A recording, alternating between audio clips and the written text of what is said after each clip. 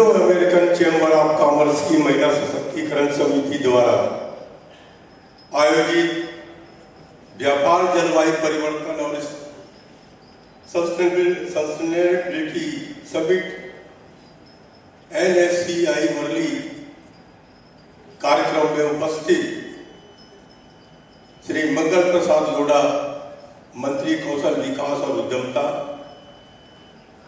श्रीमती राजलक्ष्मी राव, अध्यक्ष Indo American chamber of commerce की महिला सशक्तिकरण समिति, mister Michael Slader, deputy principal officer consulate general of United State of America, Shri Kamal Orani, महासचिव Indo American chamber of commerce, सभी महिला लीग की सदस्य, उद्यमी भाइयों और बहनों, सबसे पहले मैं महिला सशक्तिकरण सम्मेलन में मुझे आमंत्रित करने के लिए अध्यक्ष श्रीमती राज्यलक्ष्मी राव को धन्यवाद देता हूं।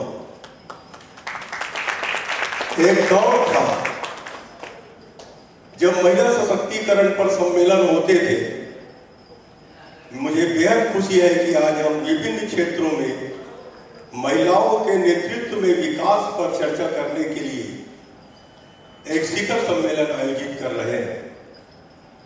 जानकर प्रसन्नता हुई कि आज हो रहे विभिन्न सेशन में कई जाने माने महिला विशेषज्ञ संबोधित कर रहे हैं। मुझे बताया गया है कि आज की परिषद व्यापार, जलवायु परिवर्तन और सस्टेनेबिलिटी विषयों पर केंद्रित है। महिला उद्यमों के अलावा आज पॉलिसी मेकर, लघु और मध्यम उद्यमी, निजी क्षेत्र के हितधारक, गैर सरकारी संगठन, महिला व्यापार संघ, वित्तीय सेवा संगठन और शैक्षणिक संस्थान के प्रतिनिधि भी सम्मेलन में भाग ले रहे हैं। हाल के महीनों में भारत और अमेरिका के बीच द्विपक्षीय संबंधों में महत्वपूर्ण प्रगति देखी गई है। व्यापार, प्रौद्योगिकी और नवाचार में बढ़ता सहयोग हमारी दोनों अर्थव्यवस्थाओं के लिए एक स्थायी भविष्य को आकार देने में सहायक रहा है। महाराष्ट्र अपने विविध आर्थिक परिदृश्य के साथ इस प्रगतिशील प्रक्रिया में सबसे आगे है। प्रधानमंत्री श्री नरेंद्र मोदी जी के नेतृत्व में भारत अमेरिका संबंध आज सबसे मजबूत और मधुर है। दिल्ली में G20 सम्मेलन में भाग लेने के लिए राष्ट्रपति जो बाइडेन की हालिया यात्रा ने इन संबंधों को और भी मजबूत किया है। भारत और अमेरिका के बीच आर्थिक जुड़ाव को बढ़ावा देने के अथक प्रयास के लिए Indo American chamber of commerce IACC की सराहना करनी चाहिए।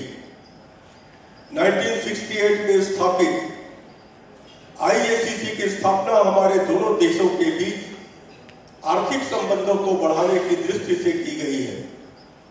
पिछले कुछ वर्षों में चैम्बर्स का तथा महिला विंग का विस्तार प्रभावशाली ढंग से हुआ है। आज के शिखर सम्मेलन का विषय महिलाओं का सशक्तिकरण सामाजिक प्रगति के लिए महत्वपूर्ण है। महिलाओं ने लगातार विभिन्न क्षेत्रों में अपनी योग्यता साबित की है और सकारात्मक बदलाव लाने में सबसे आगे रही है।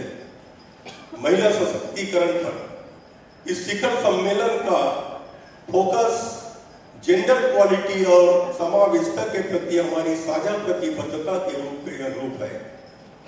आज राष्ट्रीय और राज्य दोनों स्तरों पर सरकारें एक ऐसा वातावरण बनाने के लिए सक्रिय रूप से काम कर रही है जो जेंडर इक्वलिटी और विभिन्न क्षेत्र में महिलाओं की भागीदारी को बढ़ावा दे। उदाहरण के लिए महाराष्ट्र ने महिलाओं के कौशल विकास, उद्यमिता और आर्थिक समावेशन में पहल के साथ इस दिशा में महत्वपूर्ण प्रगति की है। ये नीतियां न केवल महिलाओं की सशक्ति बनाती है बल्कि राज्य के समग्र सामाजिक आर्थिक विकास में भी योगदान देती है। हमने हाल ही में सफल चंद्रयान मिशन में भारत के महिला वैज्ञानिकों की भागीदारी देखी है। राज्यपाल के रूप में मैं महाराष्ट्र के 26 सार्वजनिक विश्वविद्यालयों का कुलाधिपति भी हूँ, जहां हमारे लगभग 30 लाख छात्र उच्च शिक्षा हासिल कर रहे हैं।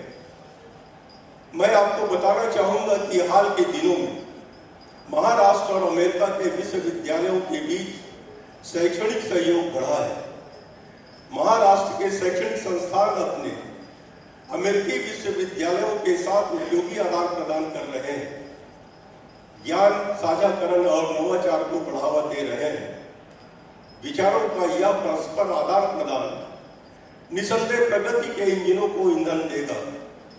आज बड़ी संख्या में भारत के छात्र अपने स्नातकोत्तर पढ़ाई और अनुसंधान के लिए अमेरिका जाने की इच्छा रखते हैं।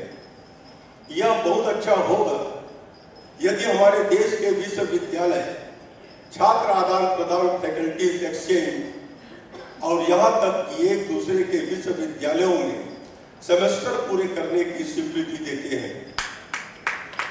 कामकाजी उम्र की 2/3 आबादी के साथ भारत आज दुनिया का सबसे युवा देश के रूप में उभरा है।